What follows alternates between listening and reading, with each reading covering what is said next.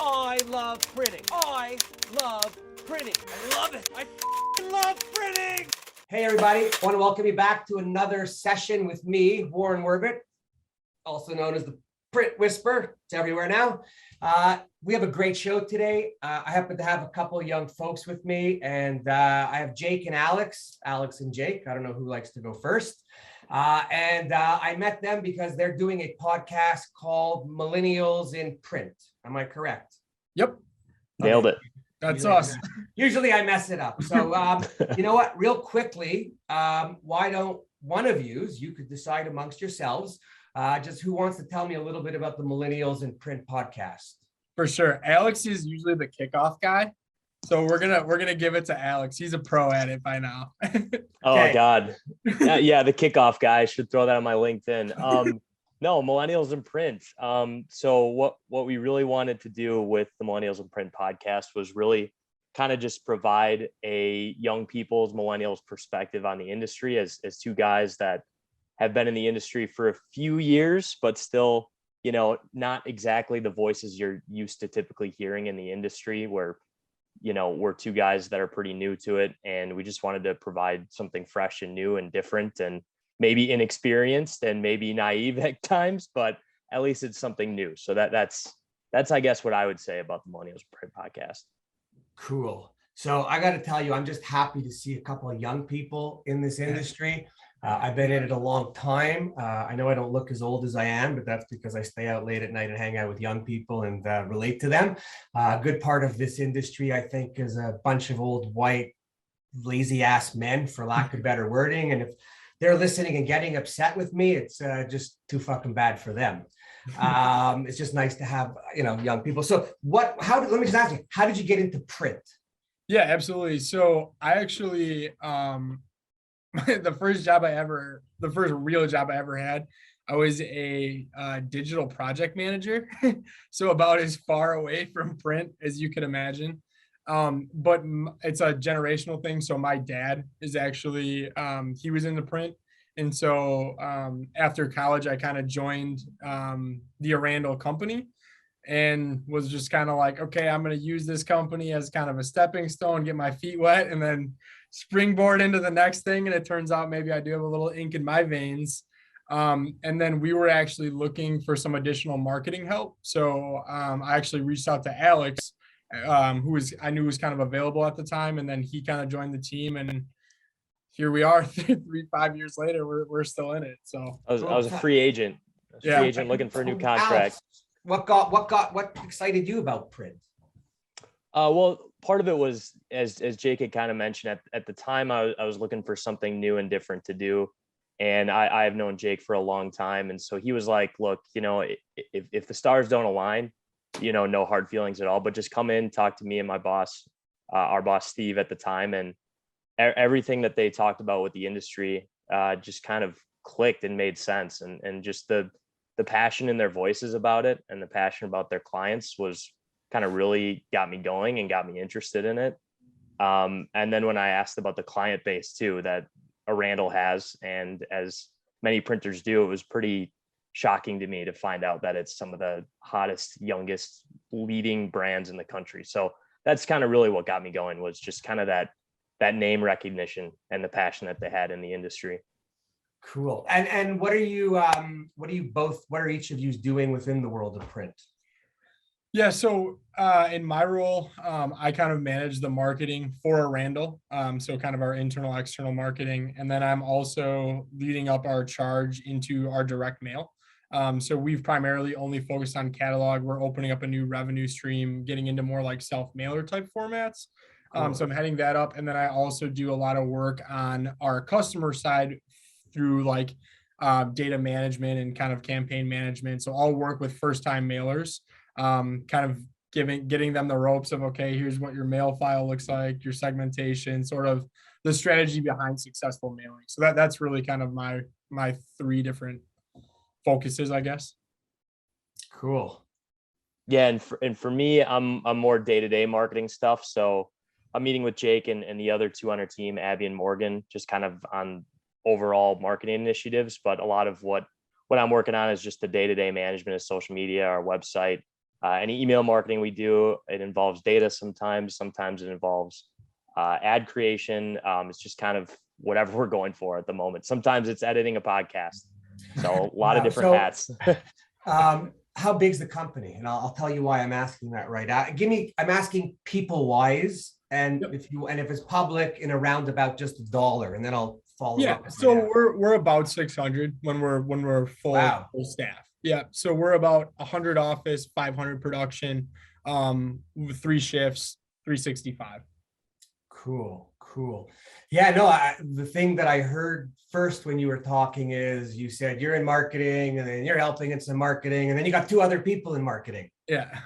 And I'm thinking like, wow, that's so cool. When I started at my company, we were probably one of the first to start. I actually had a full-time marketing person. It was unheard of back in the 2008, 2007. I don't want to go too farther back, but it was kind of unheard of that it was a dedicated job. And we had just started doing our press releases. No one was doing them then. We started doing weekly email blasts. Like a blog, all that kind of stuff. Not even a blog. No one even knew what a blog was then. It was just sending messaging out every week on email because you didn't have any of the spam stuff yet. No one even knew what spam was. We actually subscribe. Couldn't unsubscribe back then. Oh my God, none of that. And we actually, from all of our email stuff and whatnot, back then, we moved right up the SEO ladder to the top organically. There was no real algorithms then. Like ads and all that stuff. Right. And then with everything we were doing and everyone sharing and looking and liking, and it was all rudimentary. Now they adjust all that stuff to cash flow. So I think it's a really interesting point that you're bringing up, because it's one of the things that here's why I think it is interesting, because I've heard that same kind of thread, right? Like you've got these print companies that really don't invest in the marketing of their organization. But what's interesting about that is because what you're ultimately supplying is a marketing solution, right? Print at its core, right? If you follow my I'm just trying to hold back for what I want to say next. So it's a very, it's kind of like this weird, like, and so one of the things too, like when I started at Arandell, it was kind of like, okay, if what we're trying to do is elevate our marketing, right, to the level at which we sell a marketing solution to our customers, we have to up our game. And really the only way you can do that is to develop the talent, right, and put a team in place. What's really interesting about that is if you look at manufacturing companies and line them up with print companies on a let's call it a revenue generation and a personnel, like the amount of people, right, employee size, it is shocking the average marketing team in a non-marketing field, right, like, just your standard manufacturing, that they have versus print companies. It's an interesting dynamic there. So I don't even know where to go with this because my head's spinning. So first of all, I'm always amazed with all the print companies that are out there. And we're talking about the general. We're not talking about the niche guys. We're not talking about the guys and girls who really know their business and are leaders all the time, because the average makeup of the print industry is smaller shops and not the size of yours. SMBs, Right. So what always amazes me is all these companies that sell marketing material, communications, direct mail, mailing, right? What I say to people of late is, now that I'm working with other printers, is I go, so you sell mailing? I go, you ever do your own? Huh? And then I'm left fucking speechless, because my thought is, and what it's always been is, if you do direct mail, then why don't you do direct mail for 6 to 12 months, once a month, track it, write it, know it. And when your team goes out to sell, you're talking about your own case study, your own money spent. You don't have to think of stuff because you know it. Not to mention, if you do it right, knowing what you know you're going to get a 3, 4, 5% return. So your sales are going to go up anyways. And all these fucking print companies, send their soldiers out to do one at a time, when if you're blasting, even if you're blasting 250 on a regular basis, 500 because you're small and you want to manage the follow-up, people aren't doing that. And we are the print communication specialists. Yeah.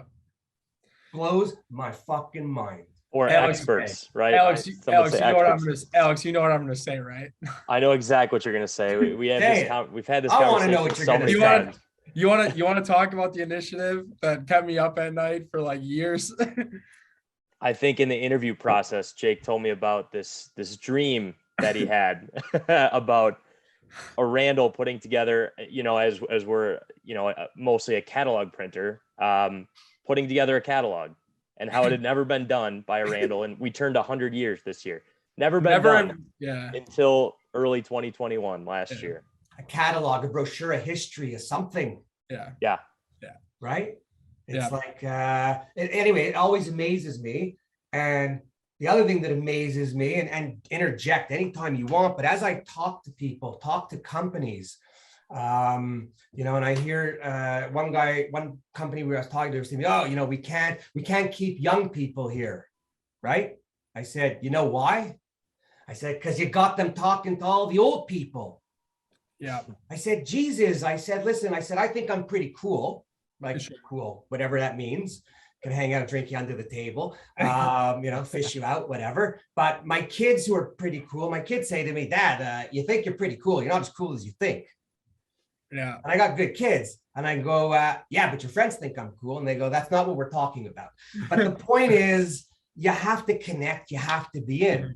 If the old man in the company isn't pushing the ideas from the top down, and he doesn't care, then all the other people in the company aren't going to care. And then the younger people who are anxious aren't going to have the opportunity. Yeah, that's it. I think one of the things that I would say has always been an interesting dilemma a little bit, right? Is as you get young people in the industry, right, that are naturally disruptive, and I would put myself in that category. I would put Al in that category. It's like me in that category. You put, right. But as you get some of these young people with this sort of like new ideas, new approach, all that kind of stuff, how do you embrace that, right? You're talking about connection, but how do you embrace that, grow that, facilitate that without also disenfranchising, right, your core group of individuals? So I don't have a good answer. I mean, I think I have a good answer. If the core becomes disenchanted, go look for new jobs. Yeah.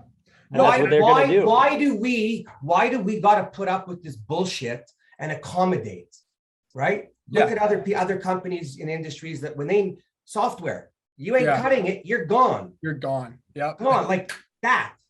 Yeah. We have a habit of hanging on to low-hanging shit. Yeah. And having a reason not to disperse with it. Yeah. And one of the things, Warren, that I think I've seen a lot of is it's almost like there's this belief, and it's almost like a belief that the print industry has, that unless you come from the background of print, you're not going to be able to figure out or get it or all that kind of stuff. To me, what that does is it shrinks your talent pool to such a degree that there's no way you're getting the top talent that's out there, right? So for me, it's almost like, okay, especially because, right, print companies, the majority of print companies right now have a knowledge and skill set that is baked into their organization because they have people that have been there for years and years and years. So you don't need to hire in the knowledge. The knowledge exists. What you need to hire in is the talent, skill them how you need to, but then let them innovate, let them fix some of your processes, let them embrace technology. To me, that's a better future than. First of all, it's the older people. I'm trying to be politically correct. Like I could tell you when I started in print and we used to hire some people, we pay them few dollars a week to cover their gas, and then the rest was straight commission. Sure. Okay. Yep. What I see with my kids and friends' kids today, nobody's working on straight commission. No. Yet in our industry, you got a lot of people who want to know, what kind of book are you bringing? I'm not bringing a fucking book. And if I tell you I'm bringing a book and you believe that I'm bringing a book, you're an idiot. I don't want to work for you. Because the truth is, you can only bring 35% of your book if you could. Today, it could be less because as companies are working harder with companies investing money in process and whatnot, the rep is no longer the person that the companies are following. Correct. Right? I would agree. Yeah. Oh, it's just so if you're going to hire a person, I know that when I would hire someone, I knew I was investing for 18 to 24 months, not expecting a big return. Correct. Too many people hire saying that and then all of a sudden get a little crazy and want that return, and they'll get rid of the wrong person because they're thinking of the short-term dollar. Yep. Right? Totally agree. Oh my God. I'm going to tell you just a quick little story just to give you old school. Today I'm offering my services to help print owners who, can use some help. I'm happy to be doing it. It really is unfortunate, but I'm doing it. I'm doing it because I lost my company. How did I lose my company? Well, a couple of little things, some my fault, some out of my hands. Sure. But I say that because everyone should know I'm not walking around beating my chest as some genius. The genius of hard knocks and no cash. But I remember someone recently talking to, they called me up and they said, do you do sales training?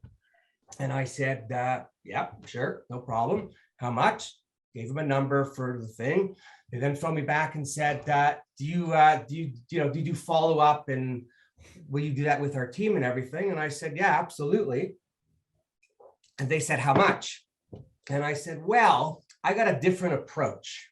My approach is, when I had a company and I had 8 sales people, half of them were working it, new people, new accounts, looking. The other half were riding the wave. That other half are the ones that sat in these sales meetings and spoke the most about what they knew how to do and then did shit. Right? So I said to this person, well, from my experience, what I'm thinking is, I don't want to give you a price. I want to come down and meet with you folks. I want to meet the team. And after, I'll tell you what it is, because I'm believing that you don't want to spend money on certain people. Right? I said, and they go, well, how could you do that? I said, well, I think it's really easy. You got 8 salespeople. 4 of them are stars. 2 of them are moving, but not stars, but they're dedicated and they're hardworking. And 2 of them just writing the book. They don't do the CRM. They don't follow any of the rules. They think they're God's gift to the world. Sure. I said, you don't invite those 2 to the sales training. And 2 things happen. They come to you and they want to know why.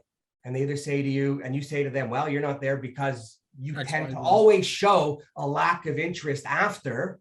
And then the person says, well, you know what? I don't like being singled out like this. I'm going to step up to the plate and I want to join. And then they join and they succeed. Sure. Right. Or they say, okay, I get it. And then they don't go in, and then, you got to get rid of them. Anyways, the person basically went and hired someone else to do sales training. And I thought, oh my God, he really wasn't listening to what I was saying. Right. I believe too many companies feel they have a need for sales, so they hang on to some people they shouldn't. Get rid of those people. You'll keep the customers, the business will stay, and you'll have a bit of a better margin because the dead weight's not there. So it's that old mentality, right? And if you're doing that, how are we going to bring in young people and invest in them? So what he was doing is just making it look good, right? He's saying, I gave him the training. I hired a consultant to do the sales training. Cover your ass. See where it goes from there. You didn't want anything to do anything different. I used to have salespeople. I'd say to them, older folks, right? Say, hey, make some appointments with your customers. I want to come meet, say hello. And half of them were like trying to avoid having me go with them. And I said to them, folks, like, you're missing the point. I said, number one, I don't need your permission. They're my customers. I carry the financing. We do the work, my equipment. I said, so understand that. Number two, I don't need you. I can call on my own, but I want to go with you because I get to ask questions and say things as the owner that you never will. And I could only make your experience with them better and possibly bring up even a little bit more work. But I realized then why they didn't want me to go, because half the customers I went to didn't know that we did large format. Yeah, right. Opportunities. And so I think today it's easier. And you correct me if I'm wrong, but you guys are aggressive. Your group, your age group, you want to see. You might not want to work till 8 o'clock at night, but you're going to put in the time and the effort that you have to. Yeah. Well, I think. Oh, go ahead. Go ahead.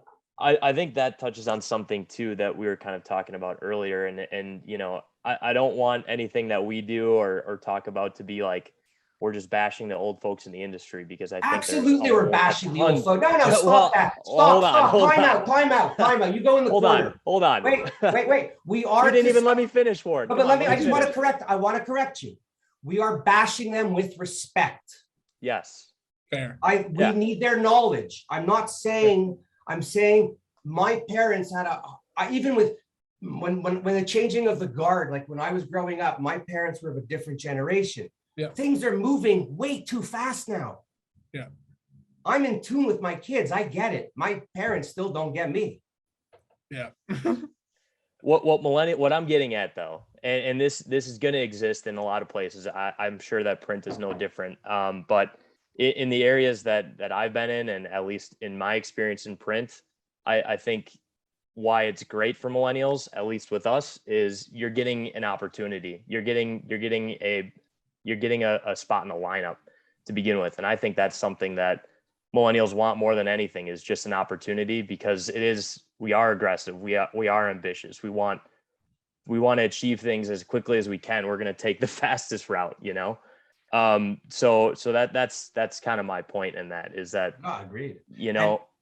Some people, older folks in the industry, aren't going to give you that opportunity. I think I feel pretty fortunate that I have up to this point, but that's something in print. I think is that you've got this older group that says you have to have a certain number of years before you can get to this level, before you can get into this meeting, before you get this number of clients, before basing it actually on their real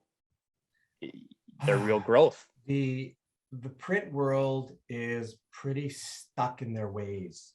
Okay, someone's going to scream at me and I don't really care, but they are, because the more people that I talk to like this, they're saying that. Yeah. Maybe not at a conference or a guy up on a stage or the big head of an association, say it a little differently, but yeah, absolutely. And it's just, we need to share more. Right? We need to encourage, we need to bring in, we need to engage. I was talking with a couple students. A professor at a university in print suggested they call me, just ask me some questions on, print, or what would I do differently if I had a chance. And I'm like, I wouldn't do anything. I said, I've just been rolling and marching through. Yep.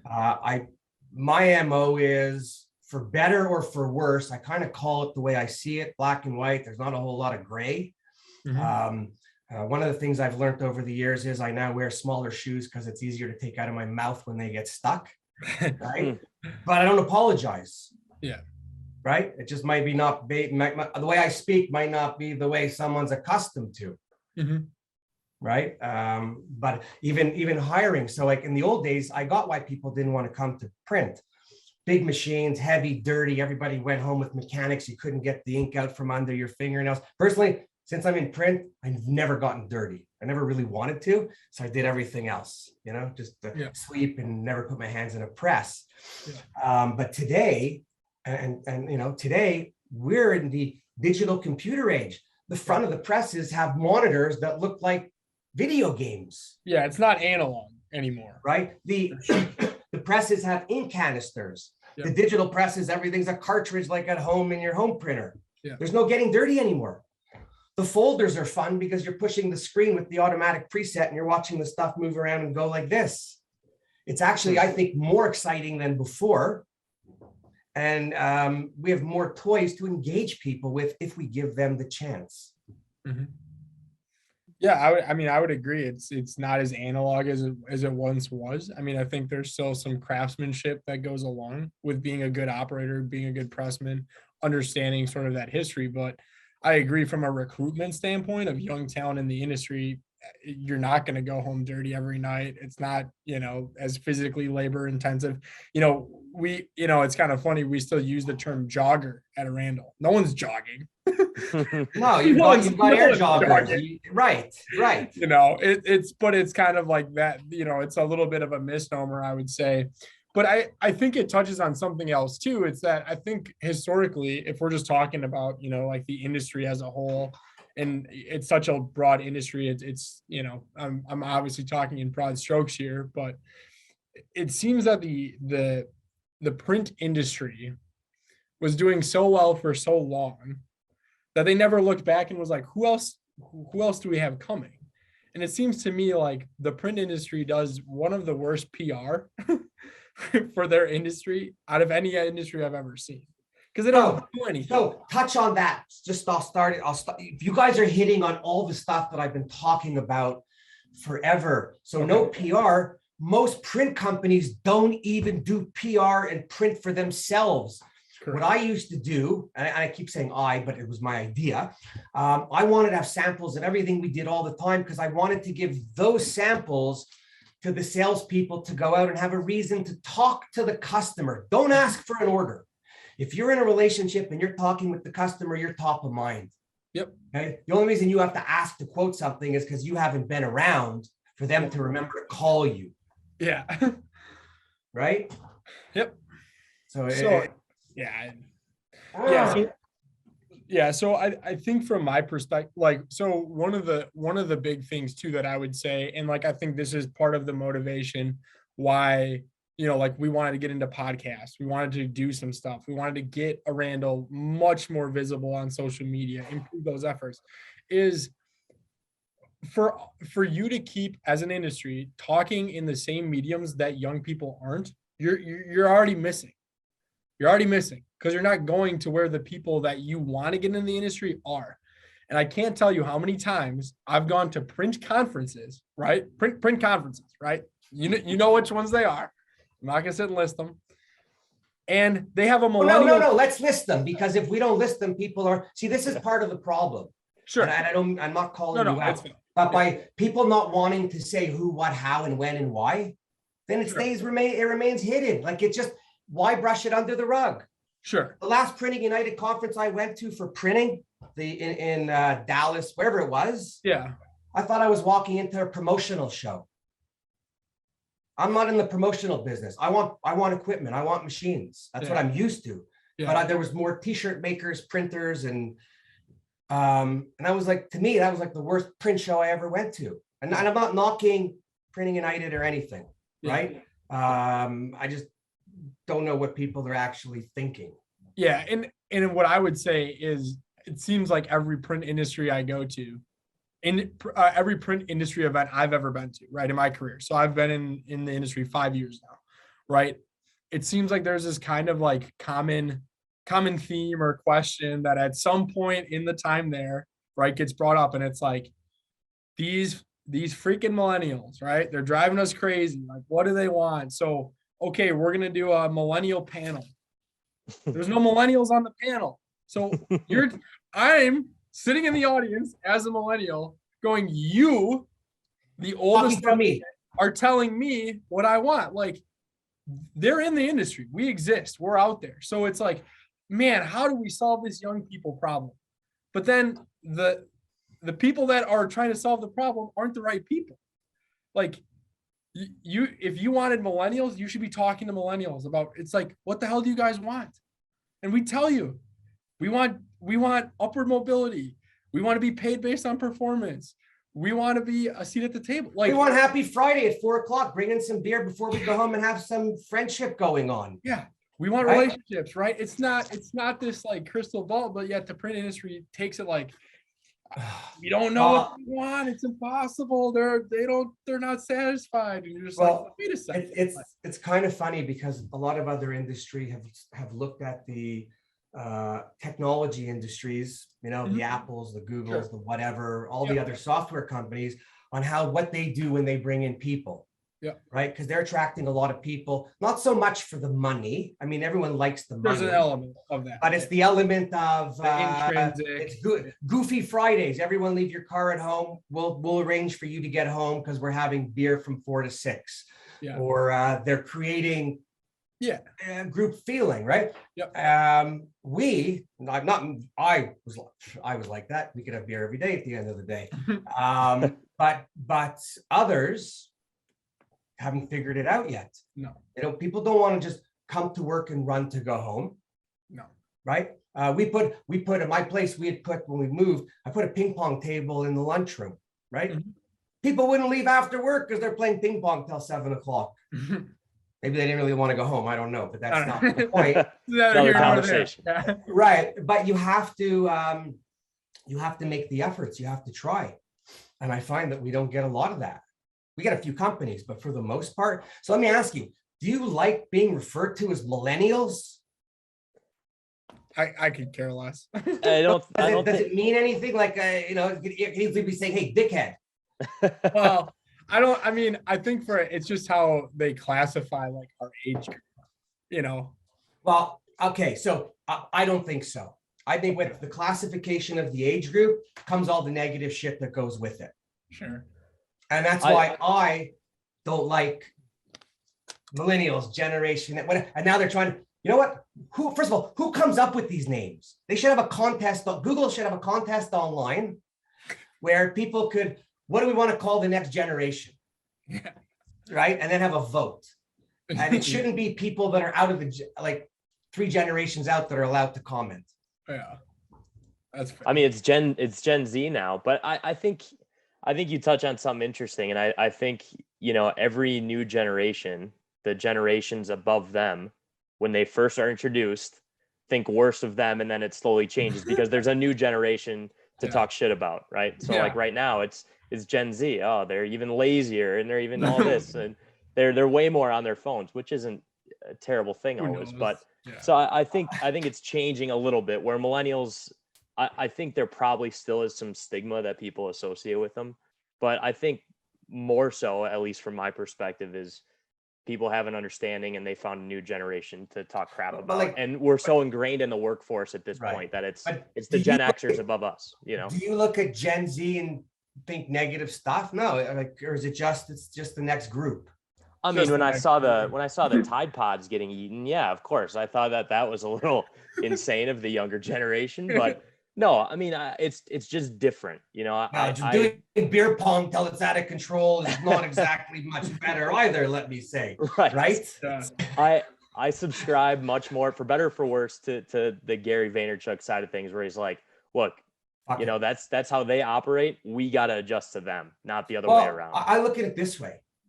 If people are kind and considerate and respectful, right? Who the fuck cares about anything else? That was for 100%. Gary Vee, by the way. I was allowed to throw in the F word. Even in print, a lot of times I get bleeped out, but we're all using the word everywhere, every day. So all of a sudden, when does it become inappropriate? Because it's just an adjective. Yeah. Even at home, I remember when my kids were little and one of my kids banged their foot in the bed, like on the corner, you know, when you're walking. And I said to them, I said, you know, now you could use the word fuck because it's appropriate. You know, and it's like, oh, just let it out. Yeah. Right. Well, because it's just that's how I was able to get him to laugh and relate to him a little. Yeah. No, that makes sense. Right. Yeah. We leave, you know, everyone leaves the house and who knows what's coming out of the mouth. Yeah. It's all good, right? It's so if you could give 1, 2, or 3 things that you think should change immediately, and say it, speak it. There's no don't worry. It's a lot of power. Yeah, well, that's the benefit of coming on my show. To wave the magic You're wand. empowered. You're empowered. To wave the magic wand. More paper. Aside from that, that's another show because I asterisk more paper. All right, number 1. I to try to sum it up, I think number one from my perspective would be the print industry has to stop talking about the print industry like it has for the past 20 years. I'll tell you one thing that just Tell me irks two me. things. What? Tell me two Yeah. things.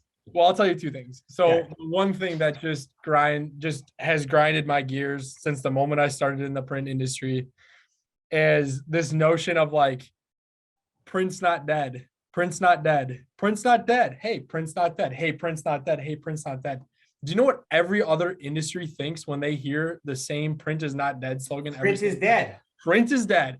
So like, if we could all like PSA just stop saying that, that would be huge for us, right? So that you like, and I just saw it again the other day on a social media post. Somebody posted it, and I'm like, God. By it's the way, exactly, it's the first thing you think of. Do you know who started Print is Dead?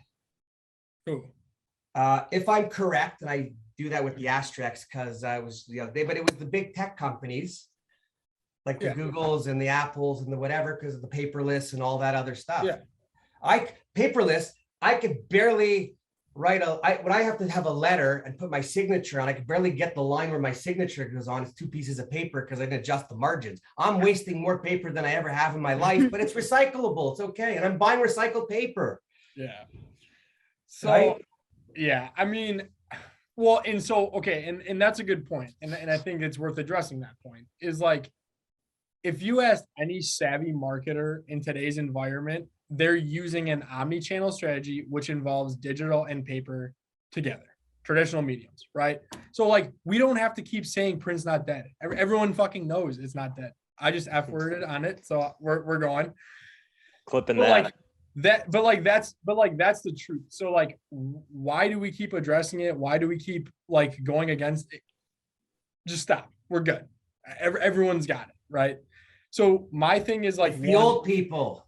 It's the old people. And my thing is like, overhaul that strategy. And then I think combine that with like, you have to start talking about the industry in ways and in mediums that are going to resonate with young people. You can't just bury your head in the sand and say, we can't get young people, but we've not evolved or tried anything different in the last 20 years. Got to stop doing that. Right. The belief that there is some magical print thing that no one can figure out unless they get an education in print is mind-boggling. I'm proof. Al is proof. Everyone I've ever hired on my team is proof that you do not need a background in print to learn it and figure out. It's like, it's custom manufacturing. By the way, unless you want to be a doctor, a scientist, or an accountant, you don't need to go to school then, period. The end. Not that the parents want to be listening to us, but no, but that's the truth, because most people don't even do what they studied in school. 100%. Right. Although school does allow you to learn a process on how to accomplish things. Hire talent, teach skill. So those I think are the two, like at the very top of my list is overhaul the entire PR strategy that we're currently putting out there.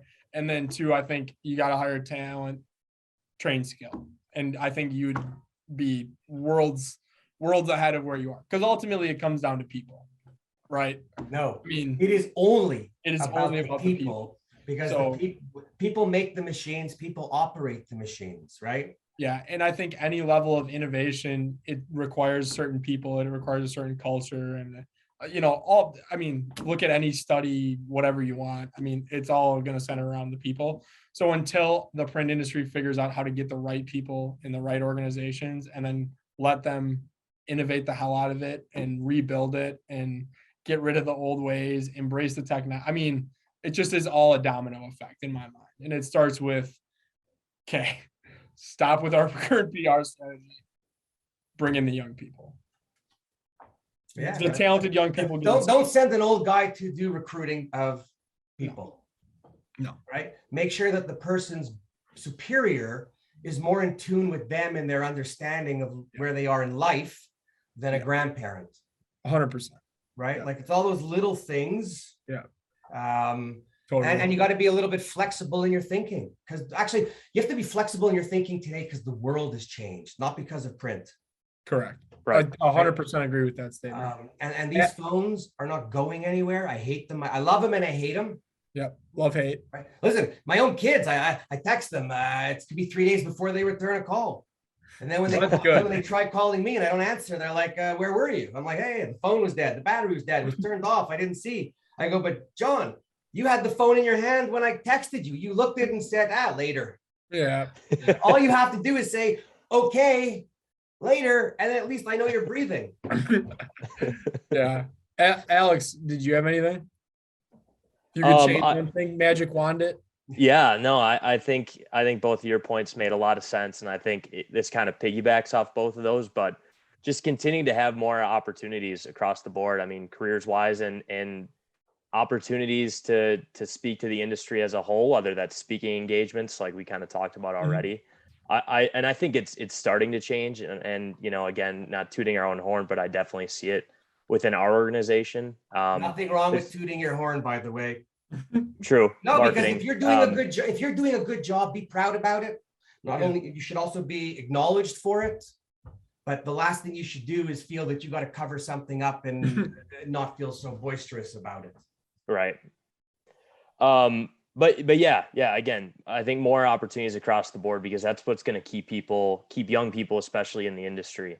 You know, we talk about there's no such thing as a straight line career at Arandell, because it's going to go all over the place sometimes, you know, and that's a good thing to get the experience across the board. So I think the more opportunities that younger people can get, even with potentially limited experience, we're starting to, you know, be in more high schools more often, and they're asking us. We've had a few interested people when we do these that are 15, 16, and they want to work on our production floor. Well, we can't technically hire you till you're 18. Right. But what can we do in the meantime? So I think that's going to be changing in the next few years, because there's going to be this mass exodus. Yeah, no, people for sure. retiring So pretty soon.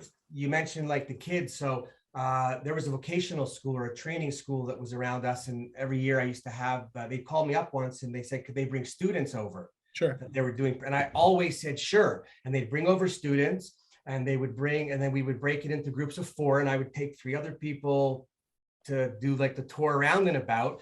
And then really, like, it was a marketing ploy too, because I was getting them in. You meet the few stars that maybe you're going to come back and want to hire you, but every single person left with a portfolio. And I said, hey, why don't you go home and show your parents where you were today? Perhaps some of them have a need for print.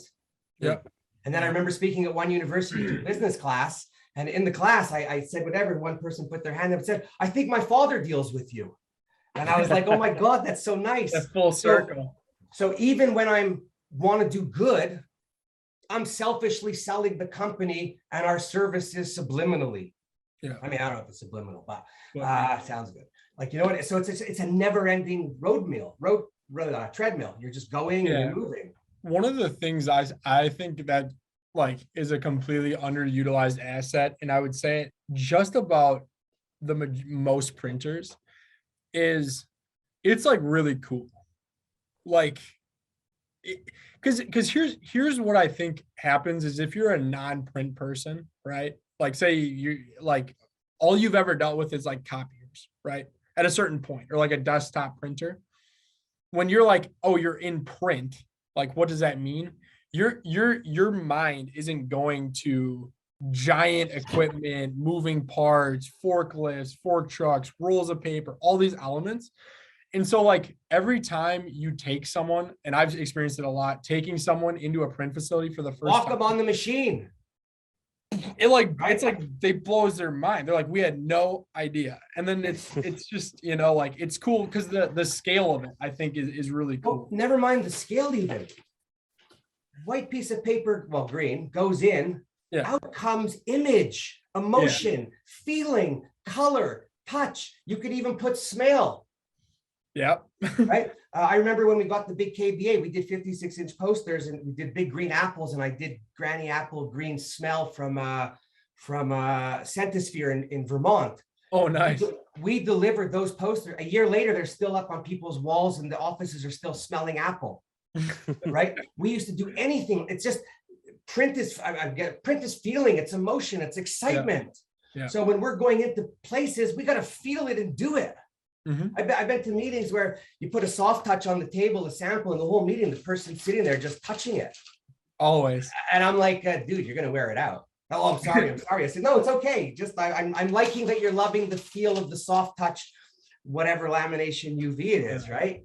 Yeah. It's anyways, listen, we're gonna come to a close, Sure. but we're doing this again. Okay. We're gonna make this a regular, well, whenever we can get together. Sure. Whenever we have something good to say. Sure. Because this could be maybe my best interaction in printer to printer. Right. Awesome. I'm Cool. loving this shit. I've been screaming and saying things for the longest time. Probably unheard, maybe heard. I think people just turn me off sometimes. But you guys are where it's at. And anything that I could do to assist you anywhere in helping to spread any word or message, I am right in there with you. Awesome. Because That sounds great. I like to kick some old asses, you know. It's, you know, and at least just let them pass the torch on already. I hate when I go to conferences, or I was at a conference once, and I think I even told you, and I'm speaking, and I look around the room and I stop and I'm like, why are all you old people here? Where's the young people? Don't tell me you can't afford it. We all make bigger mistakes every day than the $1,500 for the plane ticket or the admission. Yeah. I said, and what are you going to do? You're going to go back to the office and check your mail after? No, you're checking the mail while I'm talking. So then you're going to go back with nothing to do, and you don't remember what I said. I said, you bring a young person, you've just empowered them, given them the opportunity to engage. You've made them feel special. You've singled them out. They're going to go back and tell everybody every single thing they heard and learned. Yeah. Right? Totally. Absolutely. Well, yeah, thank you for the opportunity. I mean, it was great chatting with you. Thank you. Look forward to doing it again. I need to thank you. You don't got to thank me. And every old person should be thanking you too. Right? I'm going to make t-shirts that say thank the young people. Hey, there you go. There you go. That's an idea. Right? Okay, so let's end it this way. Alex, Jake, Alex, I don't want to upset either one of you by calling you out first. I just want to say thank you. Yep. Whatever you're doing, just keep fucking doing it and don't listen to anyone. And if anyone anywhere gives you a hard time, call me. I'm gonna smack upside the head. Right? Sounds good, Warren. Thanks. And let's keep this thing going. And I'll let you know when it's being posted so we could all share it and put it everywhere and let this be the beginning of a new print world. Sure. And you know what? Good. Why don't we do this? Why don't we piss off all the show people and make a show for young people only? And if you're over 55, because I'm 55, you can't get in. We could do it. Then let's do it. All right. Cool. Yeah, we can have one room could be for beer, right? The other could be for work. Where I'm at. Anyways, let's just keep going on that, folks. That was great. Everybody listening, I hope you listened to the whole thing. If you didn't listen to the whole thing, you're not hearing me now, but I'll send you an email and you should listen to the whole thing. These guys are great. Jake and Alex, they're on the game. They're excited. They're into it. We need more people like this who are passionate enough to come on and speak their mind. So to everybody, thank you for listening to the show. Go look at the Print Whisper website. Call me, thoughts, questions. If there are younger people who watch this, please reach out to me. I will interview and talk to you anytime, any day of the week. Everybody, it's Warren, the Print Whisper, for what they think, and I fucking love printing. See you next time.